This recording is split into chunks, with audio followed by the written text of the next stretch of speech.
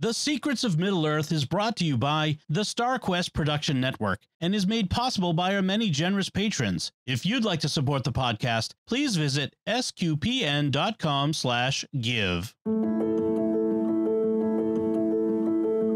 You're listening to The Secrets of Middle-earth, where we discuss the hidden themes and deeper layers found in the works of J.R.R. Tolkien, whether in his writings or in any of the media derived from them. I'm your host, Thomas Salerno, and joining me today on the panel are Patrick Mason. Hello, Pat. Howdy, Thomas. And Jeff Haecker. Hey there, Jeff. Hey, Thomas. And be sure to follow along with The Secrets of Middle-earth in Apple Podcasts, Spotify, Pocket Casts, or any podcast directory or app. And you can find us on social media where we're at facebook.com/StarQuestMedia, or on Twitter, X, where we are at SQPN, or on Instagram, where we are at StarQuest Network. And of course, don't forget to get all your Secrets of Middle-earth merch, including our awesome t-shirt, at sqpn.com/merch. It's a great way for you to support our show and to show your love for J.R.R. Tolkien and his wonderful world of Middle-earth. Okay, so tonight we are continuing our exploration of the Silmarillion. But before we get to that, we have some Middle-earth news, including for the Rings of Power. Nope, not a trailer yet, but don't worry, folks. When the trailer comes out, we'll be covering it. But when you hear this episode, it might have come out. It might have come out by the time this episode is out. That's true. But we had our first kind of casting announcement or leak, I guess. And this one surprised me. It's a new Sauron actor. And I'm like, oh, no, they recast. But I mean, it makes sense because Sauron's a shapeshifter, right? Yeah, well, from what I've read about it, and I pulled up Fellowship of Fans. It's will be the original form of Sauron. So we don't know if that means it's like Anatar Sauron or if it will be Sauron like as a Maiar. Myron, yeah, it's not completely clear, but yeah, some of the information on here is that he'll be the character that the actor is playing. The actor is I'm probably saying this wrong. Gavi Singh Chera or Kara, Chera. He will apparently have some scenes possibly with Celebrimbor in Eregion. So yeah, we shall see. Wait a minute, but they already were tricked by him once.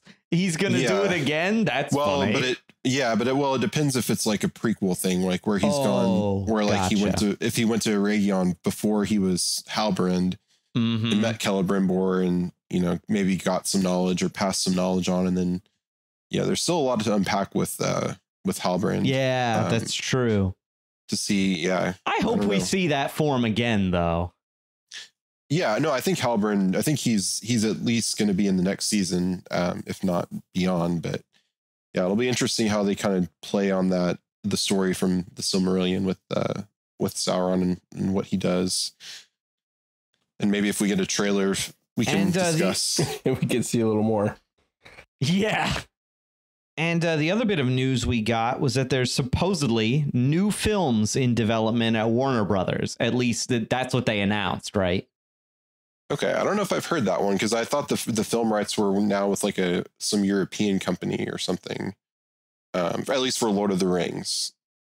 Oh, well, then it might not be Warner Brothers. I just saw an announcement that new films were in development for Middle-earth stuff. Is it so films as in like plural? Yes. Yeah, Ooh. I definitely saw films. But it was not clear in the announcement I saw whether that meant they were going to remake Lord of the Rings or whether they just wanted to do spin-off material. I kind of hope they don't try Lord of the Rings. I think the movies are probably about as good as you can do for a movie, for a book. Yes. Series. Yeah. I think if you wanted to really do the Lord of the Rings, you'd need a TV series. Oh, yeah, absolutely. Yeah. And I mean, we're already a bit used to that. I mean, we have Middle-earth TV on TV right now. So, yeah. But no, yeah, I just remember Twitter blowing up for like a day or two after they announced that, and everyone just going like, no, you are the devil for doing this. So, you know, yeah. I mean, I'm conflicted because I don't want them to cheapen the brand, but at the same time, we need material for this show. So for purely selfish reasons. Right. I am always glad to have more Middle-earth adaptations, if only for this show. Yeah. So yeah, if there's no more Middle-earth news, and I don't think I've heard of anything else since we recorded last. Well, yeah, so I was just trying to pull it up. From what I saw, the Embracer Group is the owner of the rights that J.R.R. Tolkien sold, and they are a Swedish gaming and rights holding company. They purchased them in 2022. So, but they have the film rights too, not just the gaming rights. Yeah, it looks like they have the film rights to Lord of the Rings. Now, that doesn't mean they couldn't do other spin-offs or anything else, but at least it looks like Lord of the Rings, the rights are with that company. Right, because I think because Warner Brothers is definitely behind War of the Rohirrim. And if they have some kind of thing where they can continue to make Middle-earth stuff, like as long as it doesn't say Lord of the Rings, maybe that's how they can do it. Yeah, very possible. But yeah, last time during our Silmarillion exploration, we covered the initial few sections of the Silmarillion, the Ainulindale and the Vala Quenta, which are about the creation of Arda, and the tells us about all the different Valar and Maiar and stuff. But now we are getting into the Silmarillion proper, which is called the Quenta Silmarillion. It's confusing. There's a Silmarillion within the Silmarillion. Silmarillion's all the way down.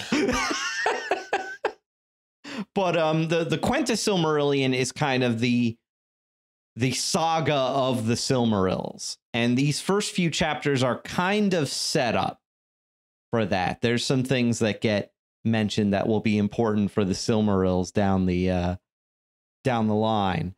But in terms of these, so the chapters we'll be covering today are Of the Beginning of Days, which is chapter 1, and chapter 2 is Of Aule and Yavanna, and you may remember them. They are two of the chief Valar.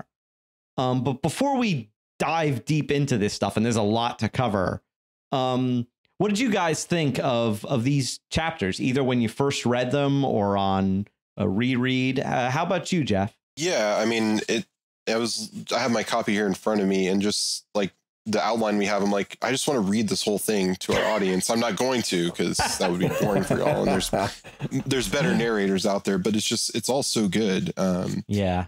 And I mean, I think the first time I read it, I've said I didn't necessarily get it when in my younger days, but as I've read it and reread it and currently rereading it now, it's just incredible. And it's and at least these first two chapters, or really the first several chapters, are fairly short, but there's a lot in there. Like, it's in my copy, it's less than 10 pages for this first chapter, The Beginning of Days, but it packs so much in there. And but you kind of get to learn about I feel like it highlights Manwë in a lot. And Manwë is the chief Valar, the vice regent of Iluvatar in Arda, and it talks about him and how his throne is upon the highest mountain, and eagles bring him news from across the world, and it's a very, very Odin, Allfather type of character there, right? Like the ravens. Yeah, Odin's exactly. Ravens. Yeah, but it's just incredible, incredible stuff. And I mean, so for a first impression, or for my current impression, it's great. Love it. And as we dive into it all, hopefully I have more to say. But how about you, Pat? What do you think of these initial chapters of the Silmarillion saga? They go by so fast, and so much happens, right? Like, you have an entire age of the world, sort of. It's not, the first age of Middle Earth. It's like the first age of Arda that just it's like 4 sentences. You know, at first everybody was at war, and Melkor had the upper hand, and then Tolkien comes in, and then you have the establishment of the lamps, and then that's like, you know, 2 paragraphs, the spring of Arda and all that, and you're like, you're right, actually, yeah. Yeah, it's like we just went over, I don't know, 2 billion years of of a planet's history in and Melkor takes him down right away, pretty much, at least in the book, but it's probably like there's uncounted time in between. So yeah, and you get this, oh yeah, the Valar had a dwelling place in the middle of a lake that was in the middle of Arda. And that's all you get. Like, it's like, you know, Valinor, we get all this descriptive text about what Valinor was and how it was set up, and the hills and the cities and where everything was. And for their first home, we get like nothing. It was on an island. And, you know, it gets destroyed. So like, there's just, I think the first time I read it, I was already into like the Silmarillion proper before I stopped and was like, wait a minute, what did I miss? I feel like I missed a bunch of stuff there. And then on reread, it's interesting. It catches me a lot like the sort of early chapters in Genesis, where, you know, pre-Noah, after Adam and prior to Noah, where you read and you'll read like 4 sentences and you're like, I think we just skipped 1,000 years there. Like, I think, yeah. And they'll, you know, it kind of offhandedly mentions people, and you're like, why? Who is that guy, and why was he important? Like, right, he'll just say, oh yeah, and Enoch was assumed into heaven, and you're like, wait, what? Yeah. What more about that? You know, that's right. The guy gets 3 sentences, and he walked with God. I mean, come on, there's got to be more, right? So like upon reading it again, I try and take it real slow and think about everything that happens. So that's kind of how I've been trying to approach it now, because it's very dense. Like, there's not a lot of wasted ink there. Yeah, you definitely have to. You know, I think we talked about this last time. Like it's not like a novel where you're reading like for the plot or something. You're reading it not only for that, but also the language and there's just so much packed into so little, you know, real estate that, yeah, you really have to slow down and read, you know, a paragraph at a time and kind of think about, yeah, like you said, that was 1,000 years or that was 1 billion years in how we would count time. Yeah. You're like, wait, what happened in that war? I want to know more. Yeah. Like in the audiobook version, I kept rewinding, like to listen to passages again, because like you say, it goes by so fast, and then I'm like, wait, no, I just want to savor that moment, you know, like, or that incident, you know. Yeah, when I was rereading the first chapter, it sounded just in my head, I was like, man, this would be, I doubt they'll ever do it, and I don't know that I want them to, but in my head it's like, this would be awesome to see on screen, of this war of these you know, demigod type of characters, you know, fighting each other, and Melkor destroying the lamps, and like, how big were these lamps? Like, how did that actually play out? And, you know, how would that look visually? But yeah, that's something I don't know that they'll ever adapt that, you know, this part of the Silmarillion. But if they did, I would at least want to give it a shot, because it just, in my head, it's like, this would be incredible. Yeah, it'd be a good, like, if they could do just like 1 episode of a show, you know, as a precursor to like First Age stuff, you know, just to show all of the powers fighting and the destruction of the lamps and the original, you know, the fight with Melkor and Tolkien and what that looked like. And I know for me, I had to have the first time I read it, I didn't, but these days I have to have the maps in front of me to figure out where we are and like what Arda looks like at that time, because it changes pretty drastically between, you know, the 2 paragraphs between the setting up of the lamps and the spring of Arda, and then their destruction, and then the continents are made, and the whole thing looks completely different after that point. So yeah, the maps were a big help. Because at this time, Arda is flat, and that's why the lamps can light all of Arda. if I'm not mistaken. Yeah. And you've got one that's kind of this bluish light and the other that's sort of a yellowish. At least that's how, and I couldn't quite get there, but I was trying to think if that was described in the books or not. But every depiction I've seen on the maps or in, just looking for pictures that people have made, one of the lights is kind of this real bright sun-like light, and the other is kind of a moon, and that's the one in the north. And so I think he uses the words like it's a perpetual day, which is interesting to me, that you have this spring of Arda.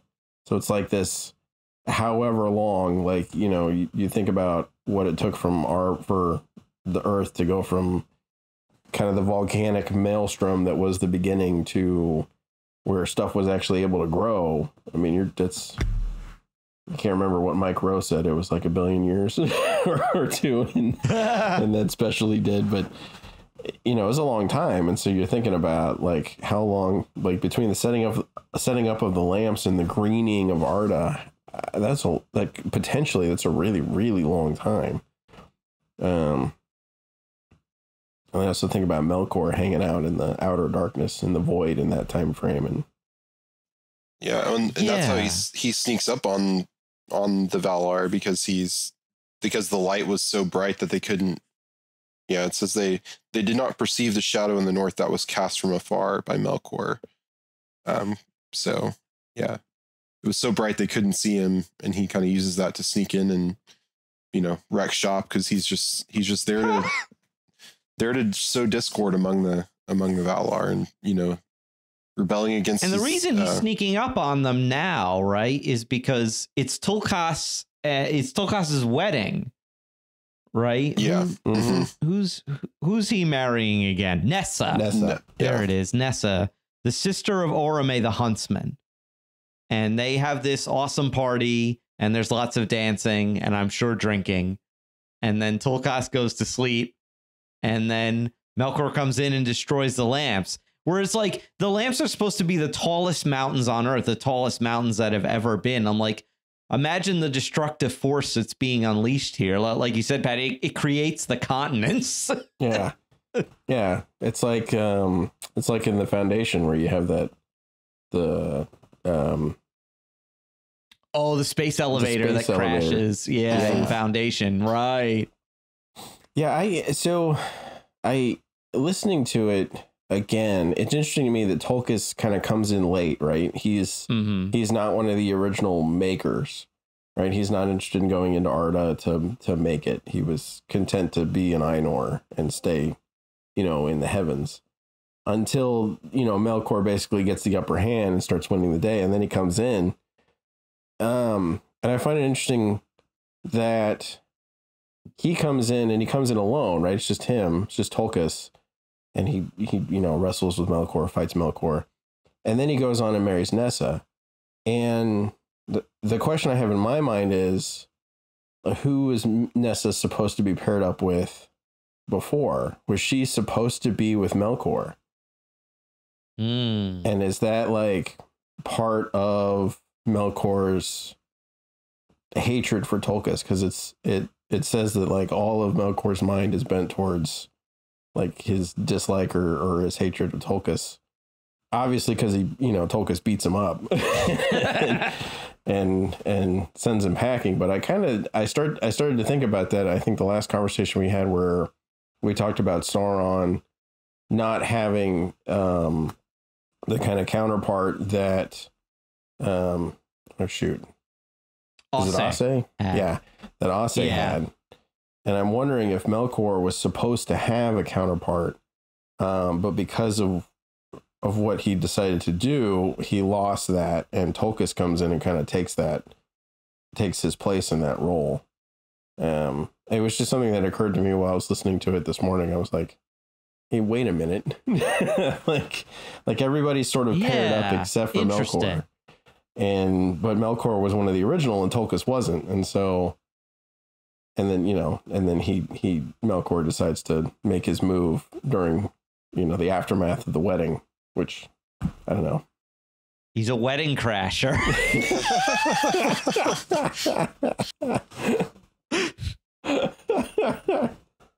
Yeah, if that's the case, like if he was supposed to be paired with, Nessa, it's like, our Eru Ilúvatar could have had this plan for Melkor, and then, Melkor, sowed the discord and started his own, merry band of Ainur of Ainur, and it says in this part too that he has spies among them and spies among the spirits in the world. And yeah, I was going to mention that. Yeah, I was interested by that. I'm like, who are these spies? Yeah, well, and it's interesting thinking about it too, because it's almost like he's almost like a Gollum in that case, like because the Gollum when he got the ring, when he was Smeagol, was like spying on his family and anything, and he would get their secrets and use it to his advantage, and so it's almost like a prefacing of Gollum in that way. Yeah, because he's got the whole covetous can't say that word. Covetousness. No. Covetousness. There you go. He's got that. It's sort of like you see it kind of the most grandiose version of that in Melkor / Morgoth. And then sort of a slight step down in Sauron. And then you kind of get like all the way down to Golem. But it's the same thing, right? It's this desire for power, over whatever it is. And I think I kind of like Golem as sort of the portrayal of like what that actually is at its core. It's sort of like if you were to take off all of the armor and really dig down deep to the very core of it, what does it look like in the end? In the end, it's Golem. Yeah. The most unglamorous like thing you can imagine, It's almost like the Dark Lords, like Sauron and Morgoth, kind of put all this armor and fancy like equipment on to just hide the fact that they're just these kind of, small-minded, petty, ugly creatures in the end. Yeah. On the next part of it, it talks after Melkor comes in and he begins delving and building a vast fortress deep under the earth, and his fortress Tumno. And it sounds really cool. It doesn't sound like a place I want to go, but it sounds really cool. Like building like this deep, dark underground cave and fortress that's, practically impenetrable. It sounds awesome. I'd love to see like that, I'd love to see that kind of portrayed as well on screen, but, yeah. And it's, from there that the kind of the perversion of Arda kind of begins too. Cause like from there, kind of it turns, lush places into swamps and, nasty places like Gollum would say. Bring it back to Gollum. Yeah. Yeah. It's interesting because he does that all while the lamps are still up. Right. And he starts the creeping sort of, I don't know what you call it, but marring of the spring of Arda. Arda marred. Yeah. Yeah.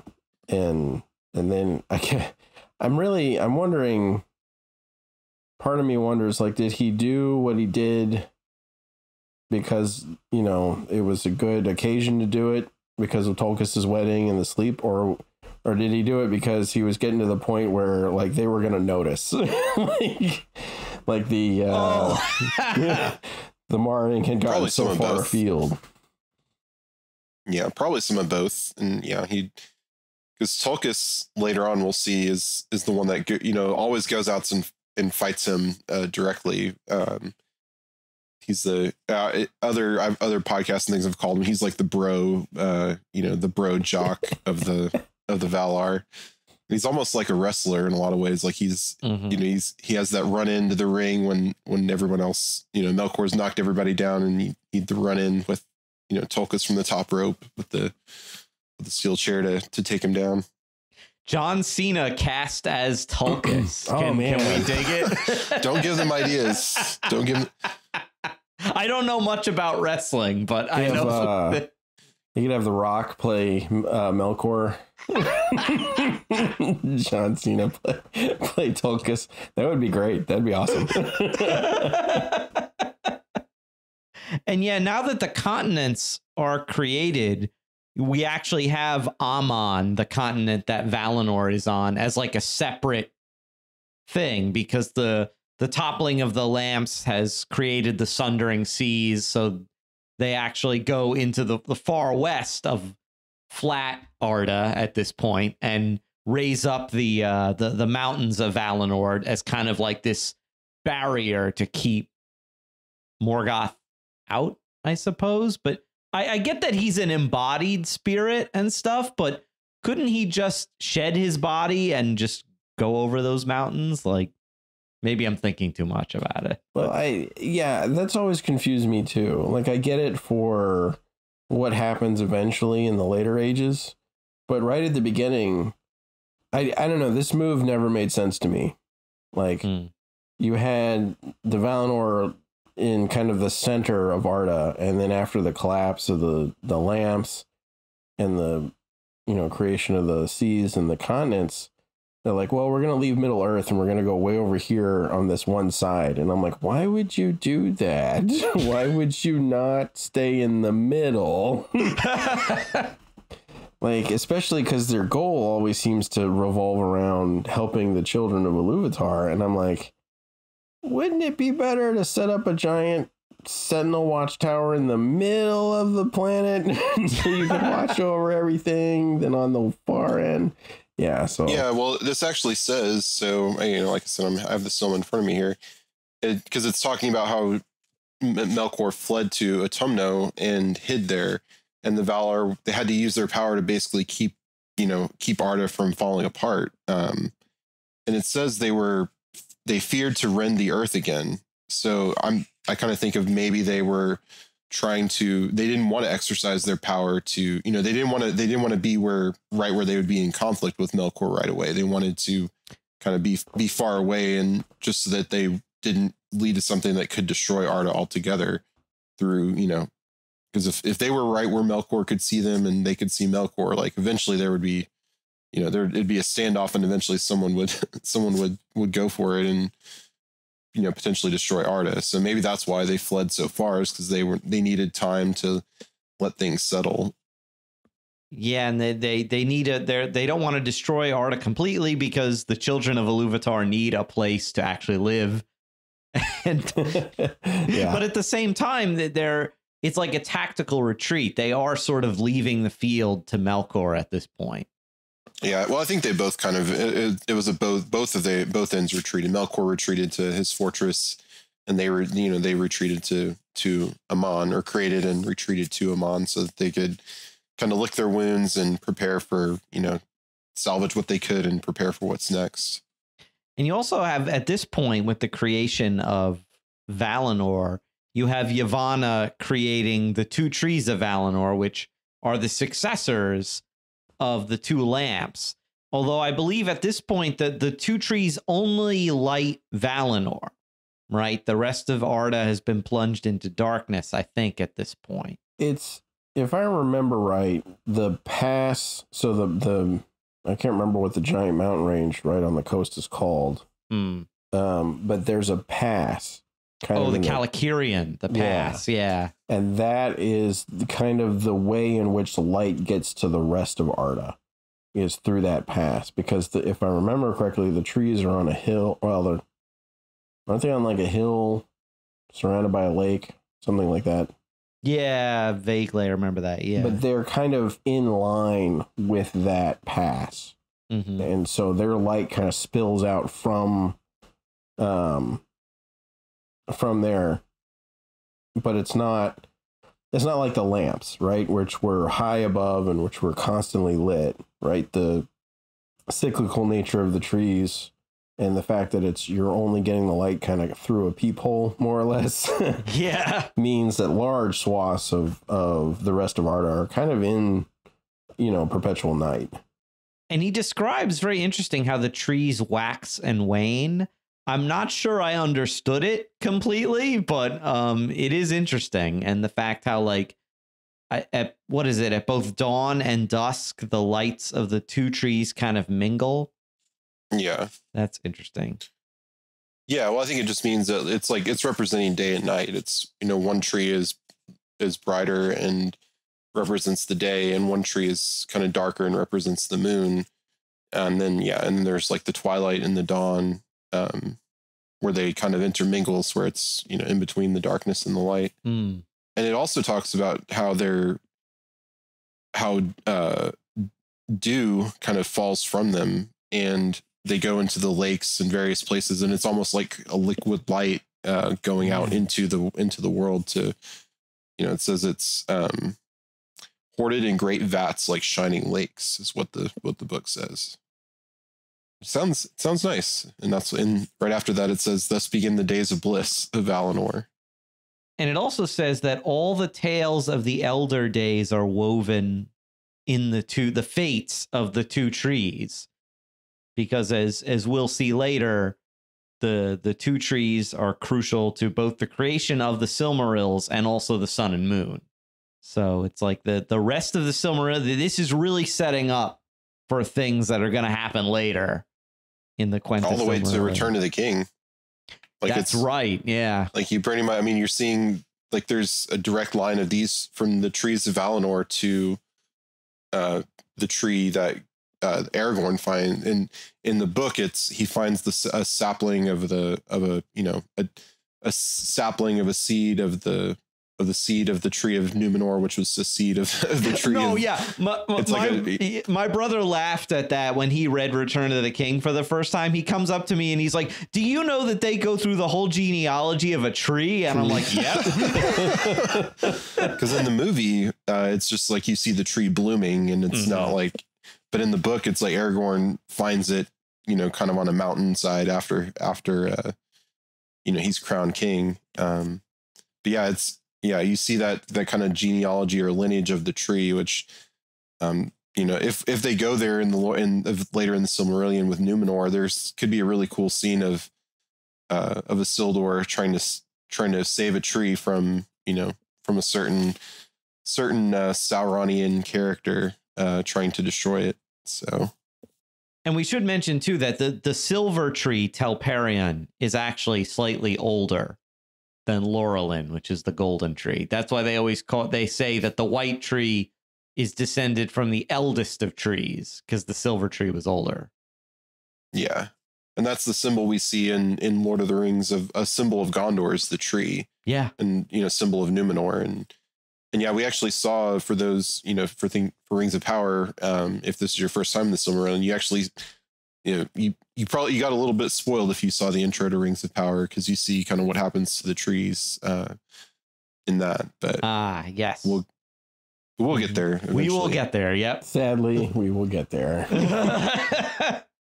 But even though that was just a little bit of the trees we've seen on screen, it was even though it was brief, it was really cool. So I would love to see kind of the trees in their glory, which I'm not I haven't really gone into it as in depth on all the speculation and leaks for Rings of Power season 2, but maybe we'll see something there where we get a flashback to when the trees were kind of in their glory.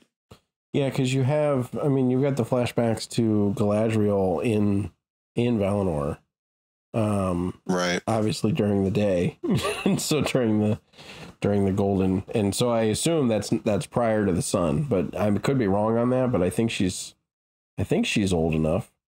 Oh no, yeah, so. they show the two trees in that sequence. Yeah, because she's I forget the terminology, but there's a distinction between elves who bathed in the light of the trees and the elves who didn't. Like in the elves who came before, is it Calaquendi, were the elves who bathed in the light of the trees, and then there's a different term possibly for the ones who did not bathe in the light of the trees. Oh, Morriquendi, I think it is. Okay, yeah. Or dark elves, if you're being vulgar about it. See, elves can be vulgar, but they just use their fancy language to make it sound not as insulting. But yeah. Legolas is one of those dark elves, because or I think like him. I actually think that he's like a third group, right? Like gray elves, where they were gonna go to Valinor initially and then didn't. That's something else that's gonna come up later. This is Sindar, if I remember correctly. Yeah. Right. He's Sindarin. What's his name? The Keeper of the Grey Havens is the chief.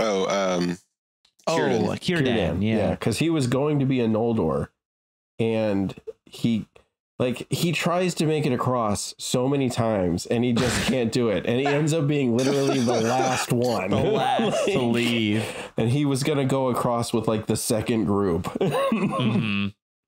And he's just like, no, it's okay if I skip this one boat. There'll be others, right? Yeah, and then I'll build another boat. I gotta go find my nephew. He got lost in the woods. I'll be back. Oh, wait till we get to that. That's a weird chapter. But anyway, did we have any other notes on this chapter of the Silmarillion?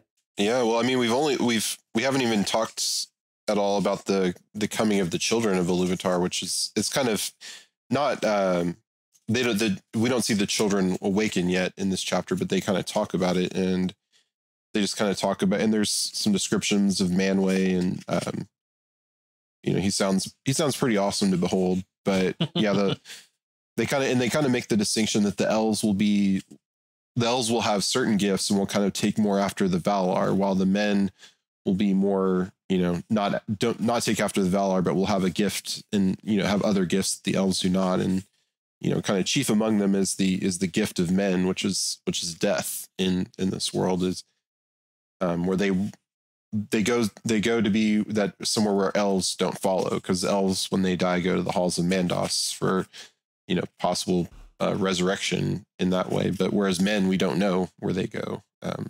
They're kind of taken to the heart of Iluvatar, and we don't really in the world, they don't really know what that means. But right. Although, and I've heard some versions of it where men, they make a stopover in the Hall of Mandos, and then they leave, and no one knows what happens to them. Yeah, I really love the description of it as a gift. And I think the more I've thought about it, as the older I've gotten, shockingly, the more I've kind of realized in a lot of ways it is a gift. But I think it is a gift that comes as a result of the fall. Like, I think death becomes a necessary remedy to detach us, basically to deal with the concupiscence, to detach us from the desire to want the lesser good, if we're going to put it in Aquinas's terminology. And sort of when you're taken away from the world, and the kind of the classical things that tend to draw people away from God, by death, by the splitting of your spirit from your body, I think it really, I think that's one of the biggest parts of purgation and purgatory, is that split there that happens, and getting used to the fact that I not only I can't get the things that I might have wanted more than God anymore, and then realizing I don't need them. And I really like that description of it as a gift. And I don't know whether Tolkien was trying to get at that from that perspective or not.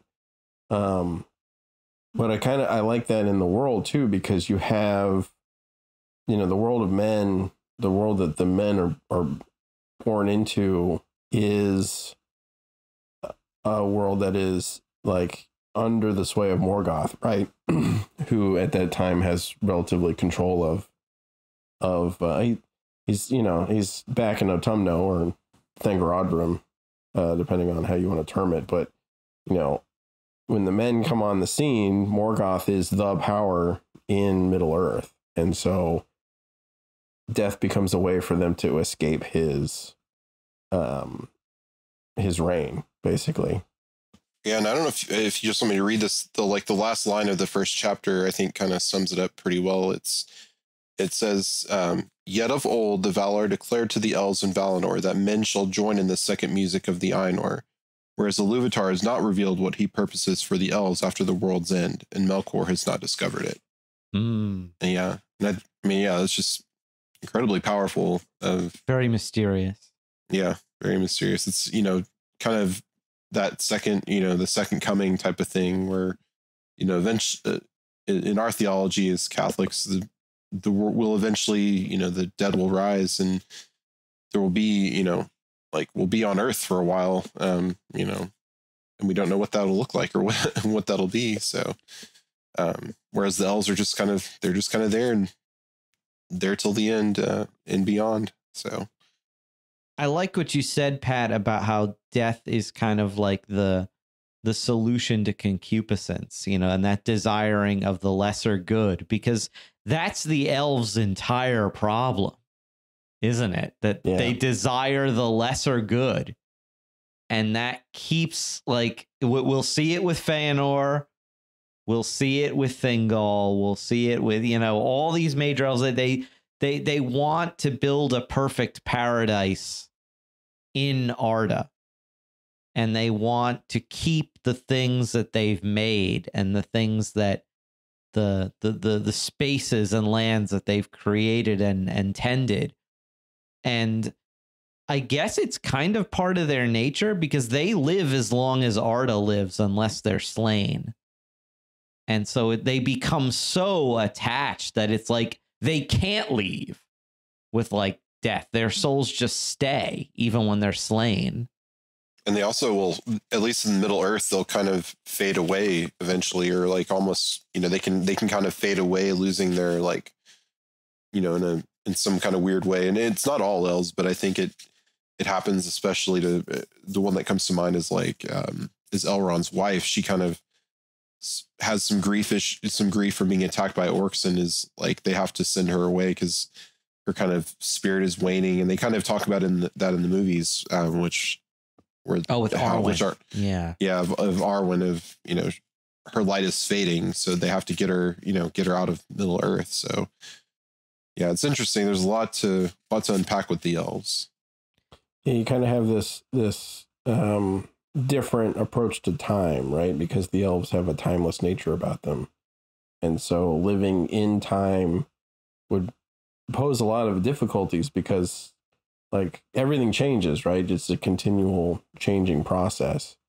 And it makes sense that their home is with the Valinor, because they're unchanging, and they've made Amon an unchanging, the undying lands, right? So it's sort of like, whereas men really do belong in Middle Earth from that perspective, because just like Middle Earth changes, they change. Right. They don't belong in an unchanging environment. It would probably drive them mad.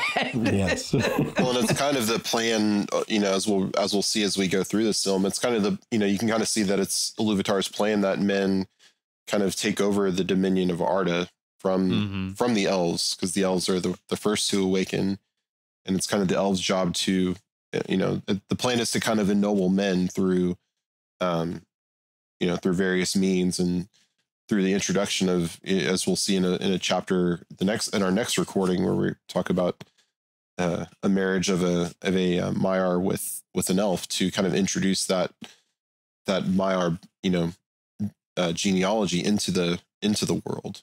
And the next chapter we talk about tonight is actually one of my favorites, bar none, in the entire Silmarillion, and that is of Aule and Yavanna. I just love this chapter. I think because I identify a lot with Aule as a creative person, as a guy who likes to create art and write things. I get a lot of where he's coming from and the kinds of things he says to Iluvatar in this chapter. I'm like, yeah, no, I've been in your place. It's like it, and you can see where his students go bad, because they do very similar things, but they don't have the most important thing, which is Aule's humility.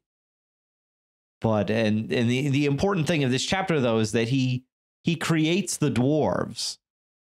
That is kind of the narrative thrust of this chapter. Aule is, and I wonder if Tolkien too was kind of putting a little bit of himself in Aule, because Aule's the great sub-creator, right? He creates all the things in Arda, whether it's mountains, gems, all that stuff. And then finally he's like, well, I'm tired of waiting for the children. I'm gonna fashion my own, right? And I like how he said he kind of has a vague idea of what they're supposed to look like, but he doesn't know exactly. And so that's, I guess, supposed to be the explanation why the dwarves are the way they are. Well, or he kind of made them look like himself. Like he could be this, because he's kind of the, a version of like, Hephaestus, from the Greek or Roman mythology. So yeah, Vulcan. Yeah. So he's kind of that, that smith, and at least in things I've seen, Hephaestus always is this, like, he kind of looks like a dwarf already. So, in art. So I think that's maybe he was kind of making them look like himself a little bit, so maybe he's pretty, I'd have to look back and see if there's like a really detailed description of Aule, but it could be a pretty bearded guy, short and bearded. He is in like a lot of fan art that I've seen. He just looks like a giant. This is good. This is a giant dwarf, an oxymoron, but Well, and it's interesting that he's paired with Yavanna. So he's the smith, the one who, basically breaks things to make things, whereas Yavanna is the one who makes things grow. Mm-hmm. And so it's kind of it's like the opposites attract, is where, this will probably come out around, Valentine's Day / Ash Wednesday. So it's kind of there. I don't think when we really talked about the Valar when we did like the Valentine's Day episode last year, but there are some, it's interesting to look at those marriages of the Valar. Mm-hmm. And there's Aule and Yavanna's is probably the most contentious, just because they're so opposite so in different. terms.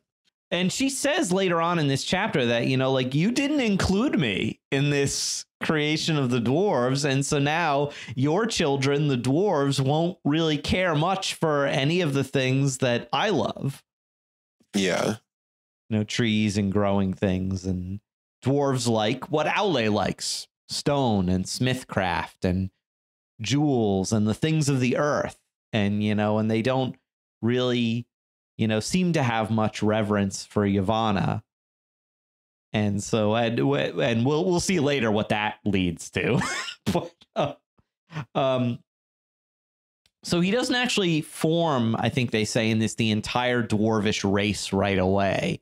He just creates the 7 fathers of the dwarves and puts them underneath Mount Gundabad. It doesn't mention this, but I think it's in ancillary materials that he places them between underneath Mount Gundabad, which is that really tall mountain at like the farthest northern end of the Misty Mountains, which I think is interesting because in the north is where Morgoth is hanging out.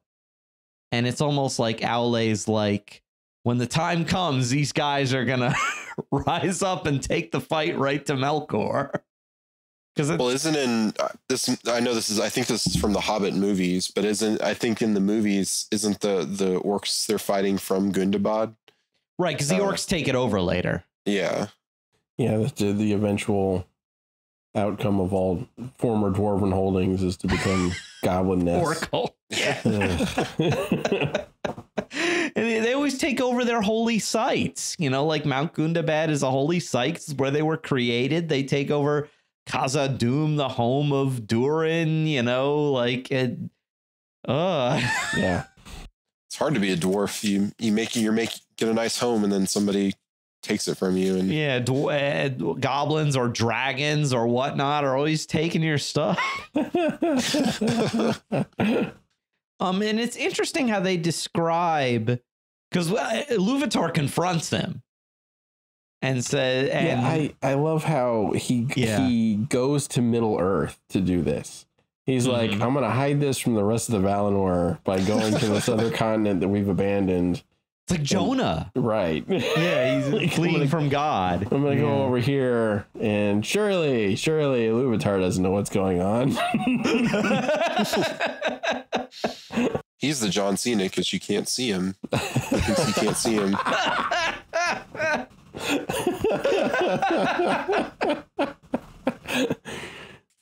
but yeah, no, it's his story. So he's like the opposite of Melkor, because when Melkor tries to sow discord, and he doesn't, come back in humility to Iluvatar in the Ainulindale.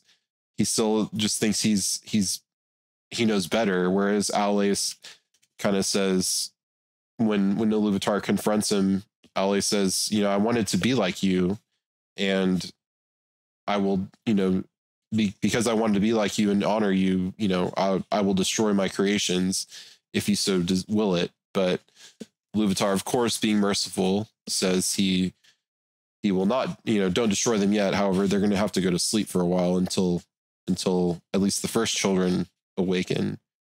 And he kind of says they're not the children of my creation, but the children of my adoption. And he mentions too how to Aule, he's like, you've essentially created automatons, because you can't give anything life in and of itself. So whenever you're not thinking about the dwarves, they'll just stand there. And so I've heard it described as like it's like when you stop playing with a character in a video game, he just kind of stands there. He has no will other than your will, because he's a video game character and he's just there to receive your input. So it's like that's what the dwarves are at this point. But Iluvatar, as you say, Jeff, adopts them. He gives them life. He gives them souls. Because when Aule offers to destroy them and he raises his big hammer up to smash them, the dwarves quail. They're like, they become afraid and they beg for mercy. And Iluvatar's like, look, they did a thing on their own because I've given them life. Yeah, I kind of wonder about that. Like, your first moment of consciousness is, I'm about to get destroyed by my creator. Like, how does that play on dwarven psychology? Yeah. Like, maybe there's trust issues for a reason. I hadn't thought of that. Like, so I wonder, like how early on did Iluvatar give them their own sort of consciousness? Like, because just to avoid that, just to avoid their first moment of being, I'm about to get crushed by a hammer. Yeah, like seconds after becoming conscious, they're like, ah! Yeah.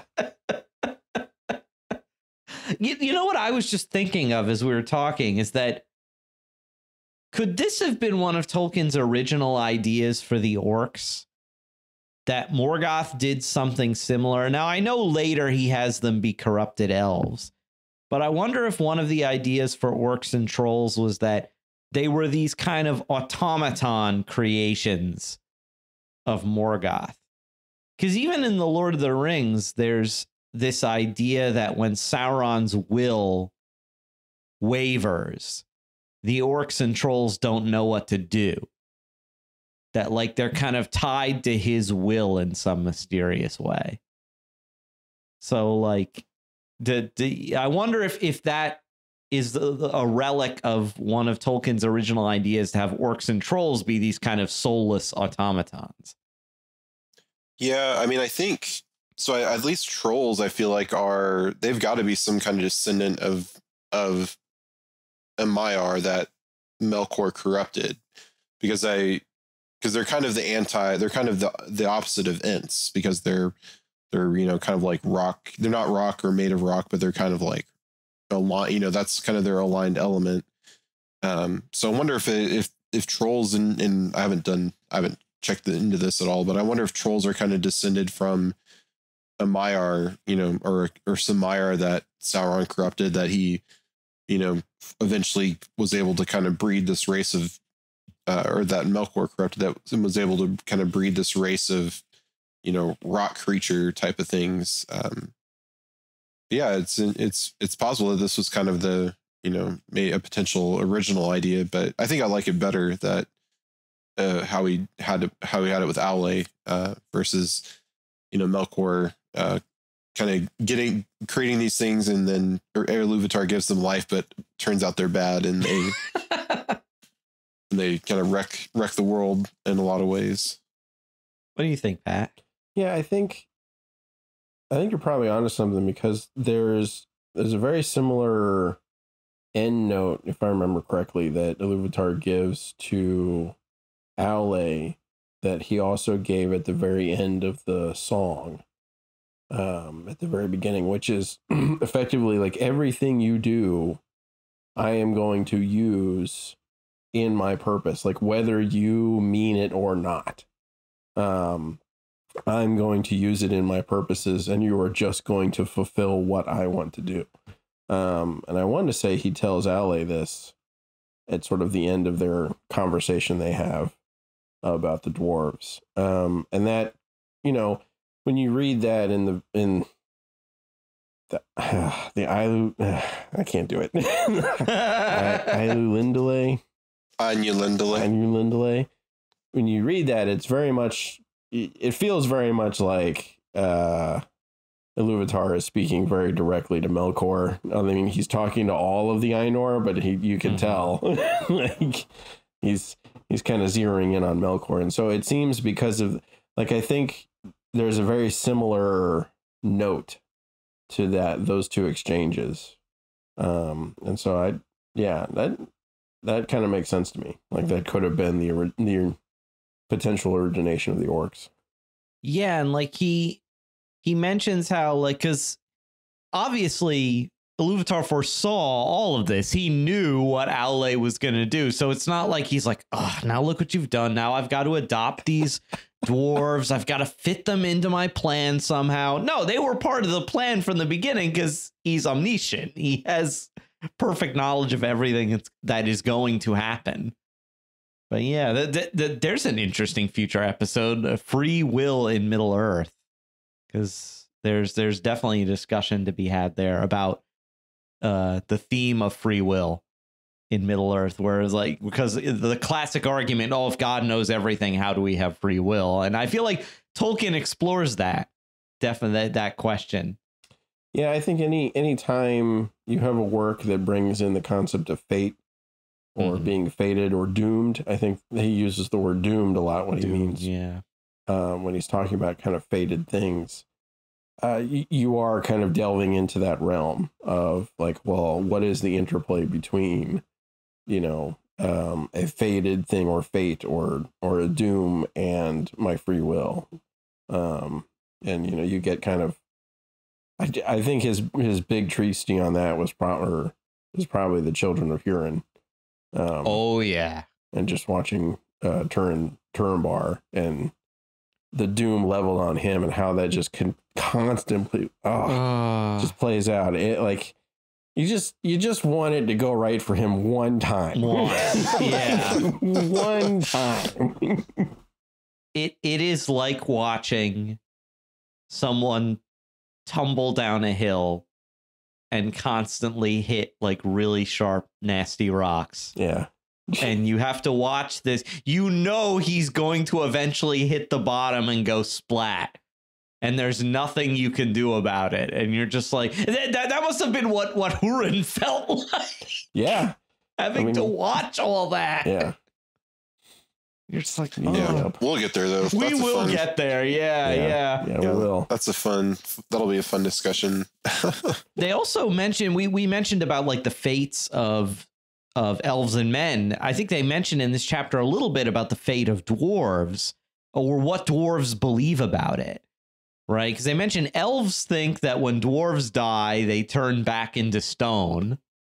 And, like, of course elves would believe that. But the dwarves believe that they go to the halls of Mandos, where they have special rooms prepared for them, and that at halls set apart. Yeah, that's what it says. And then that at the end, in the new Arda, they will help Aule rebuild it, which is kind of a cool idea. I find that interesting that there is this belief among the elves that they turn back to stone, simply because so I guess it depends on what elf you ask, right? Like, if you're talking to the elves in Valinor, well, they, you know, converse on a fairly regular basis with the Valar. So in my mind, that brings up a question, like, how much do the Valar know? Like, so you have Aule who does this, in a mountain in Middle Earth and has a conversation with Eru. But and he talks to Yavanna about it, right? She knows. Mm-hmm. But how much do any of the rest of them know? I mean, Manwë knows because he knows everything. But like, how much do the rest of the Valar know, and how much do they tell the elves? They're vassal elves. Well, it talks about the second music of the Ainur, which is that going to be, is that like the end of Arda altogether, or is it, rebuilding of Arda? Kind of what does that entail? And I don't know. I haven't read it, all the supplemental stuff, so I don't know if Tolkien ever talks more about that. But yeah, I don't know. So I don't know. I kind of like the idea that they all, that the dwarves and elves kind of come together in the end, because they're very much at odds throughout the Silmarillion and even, at the time of Lord of the Rings. They're very much at odds with each other, but I like the idea of them kind of coming together to with the elves to, rebuild Arda in the end. Yeah. And eventually we have this, you mentioned like Yavanna knows. And she, I forget, like, Jeff, you have the text in front of you. How does she find out? That's actually what I can't remember, because Aule kept it a secret from her. Yeah, initially. Let me see. You put me on the spot here. Let me. Oh, sorry. I'm trying to remember. I don't know if they actually explain how she finds out, or if it's Aule confesses to her. Oh, yeah, it might have been that, because so it says the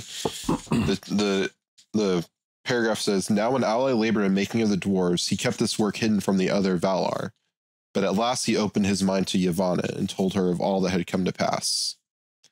And then she kind of basically tells him, Iluvatar is merciful, so you should probably tell him what you did.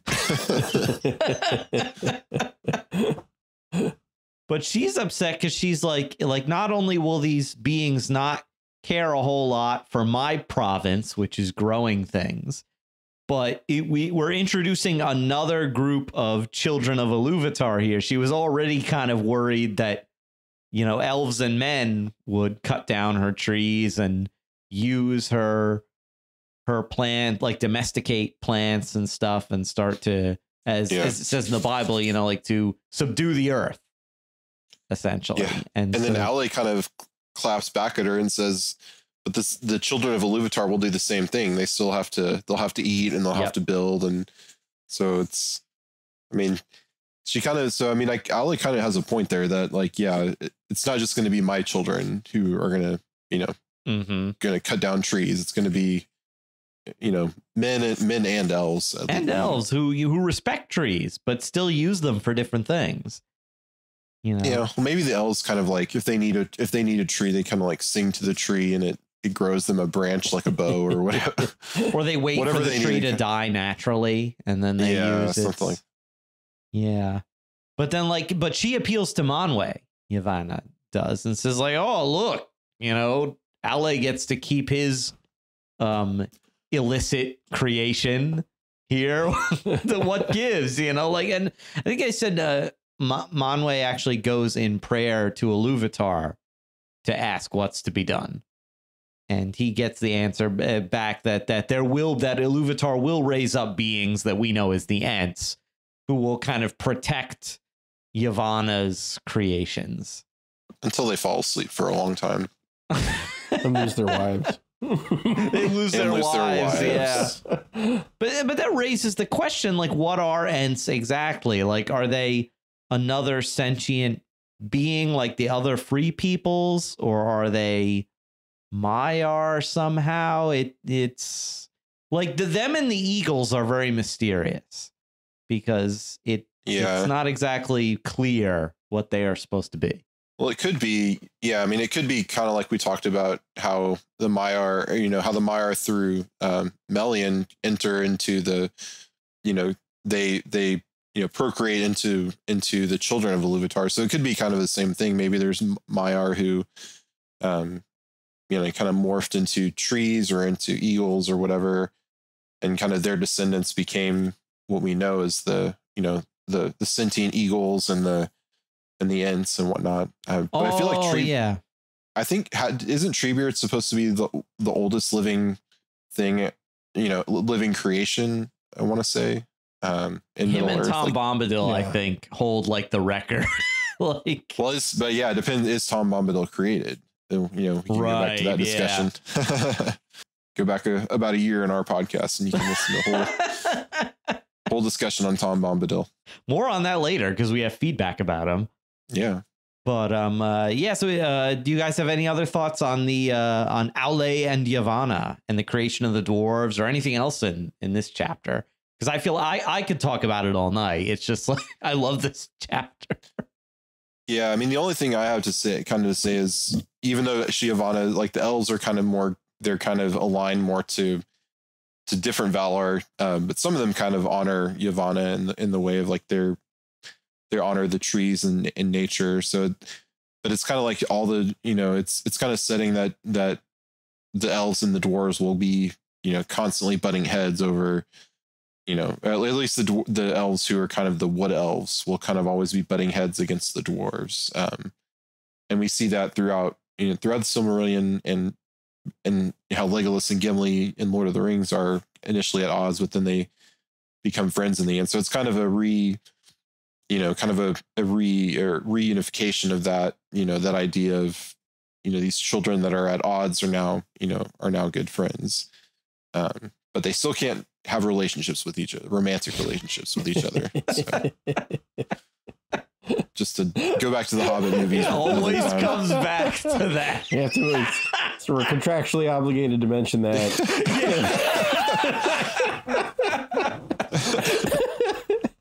It'll just build up hype for when we finally get to those.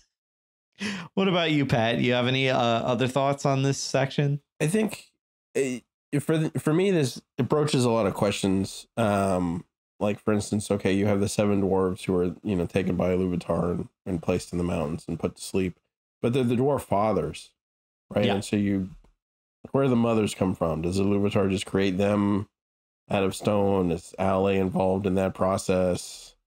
Yeah, that's kind of my thought, is that he puts the fathers to sleep, and when they wake up, there's some magically some dwarf wives for them.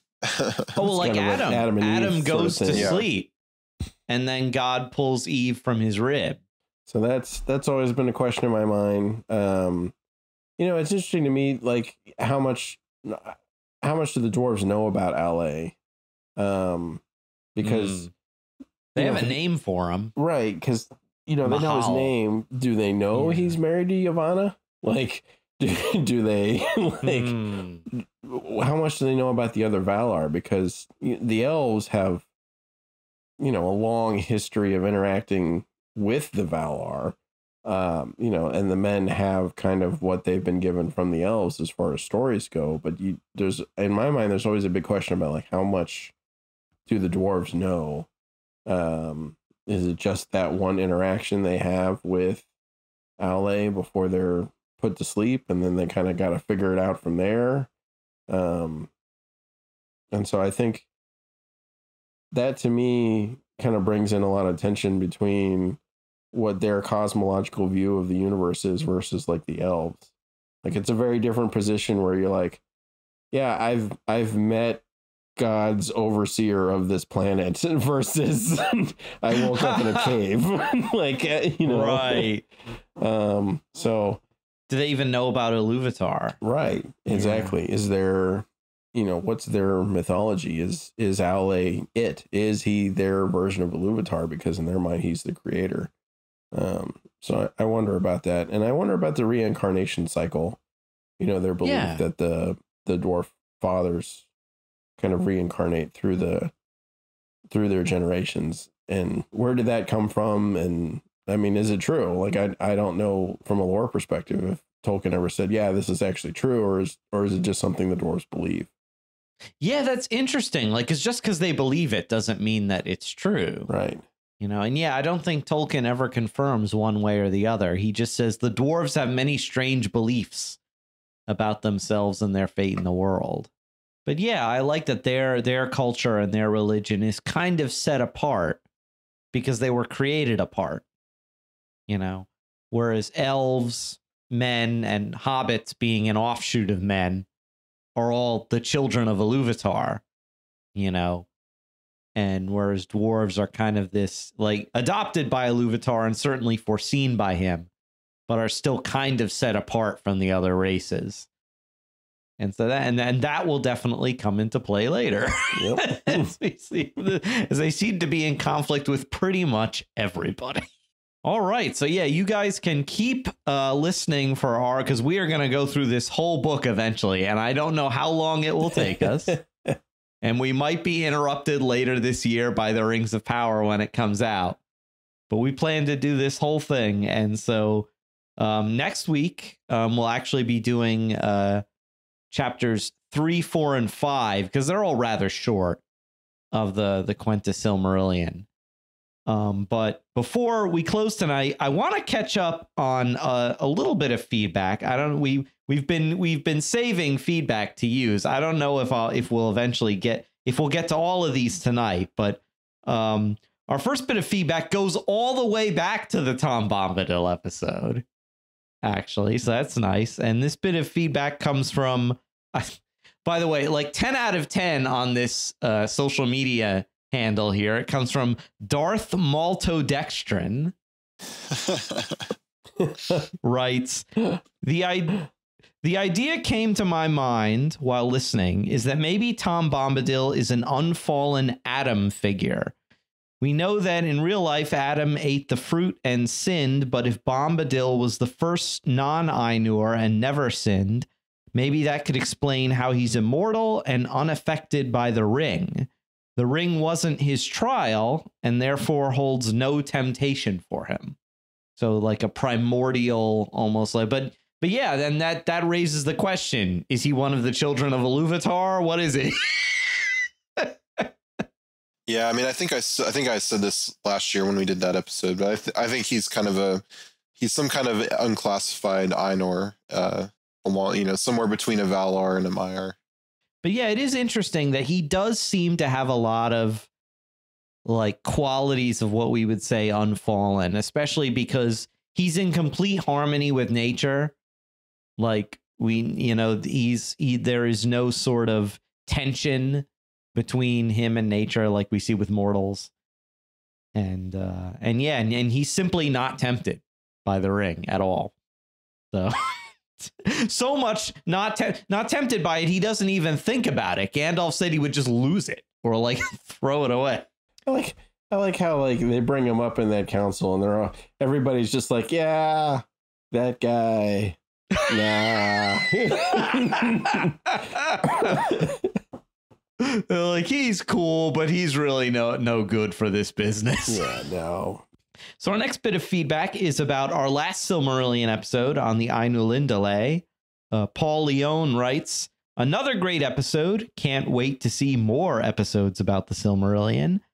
And while most of the history of Middle-earth is incomplete, there are a few finished pieces, especially in the last 3 books. And Unfinished Tales, despite the title, is similar in that respect.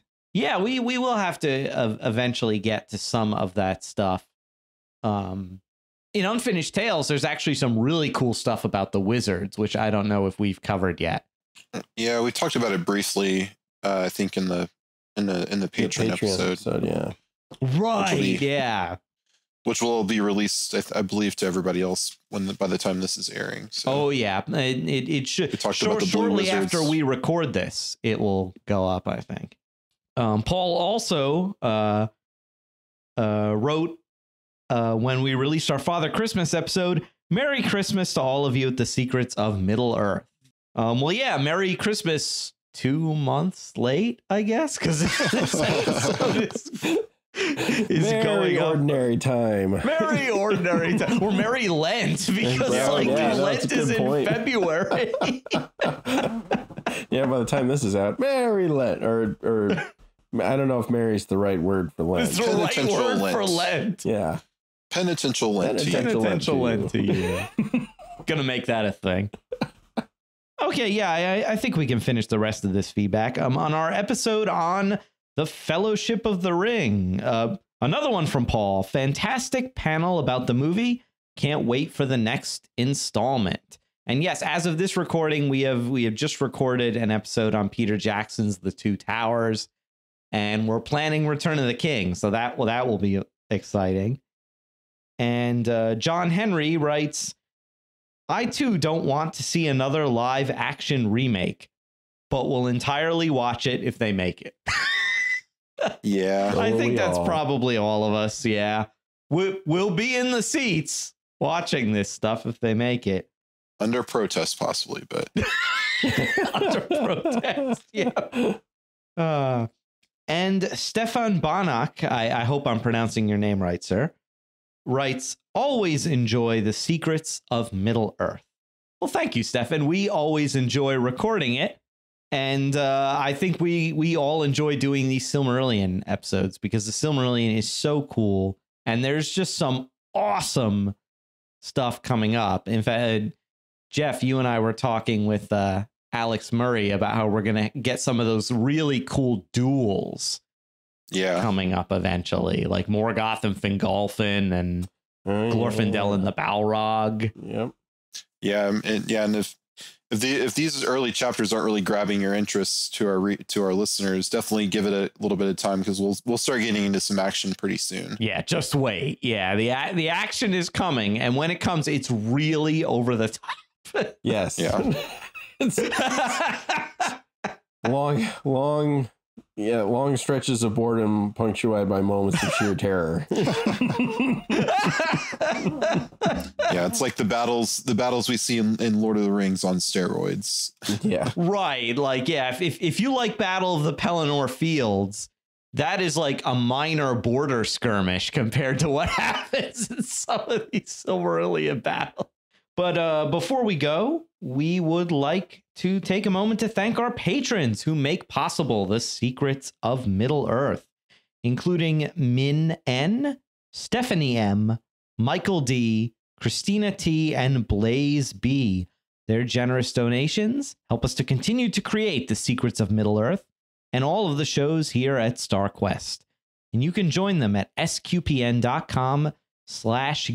And we would love to hear from you. What did you think of the beginning of days and the tale of Aule and Yavanna, or the Silmarillion in general? What are you most excited for us to cover?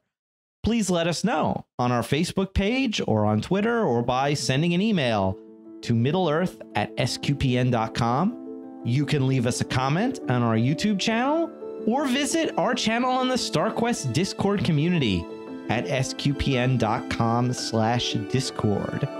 And join us next time when, actually the next episode to release after this will be Peter Jackson's The Two Towers. Yeah. So until then, thank you, Jeff Haecker, for joining me and sharing the secrets of Middle Earth. Thank you, Thomas. And Patrick Mason, thank you as well. Oh, thank you. Have a penitential Lent, everybody. Oh, penitential Lent. There should be like Lent carols. Before this, on that note, before this goes completely off the rails, once again, I am Thomas Salerno. Thank you for listening to The Secrets of Middle Earth on StarQuest.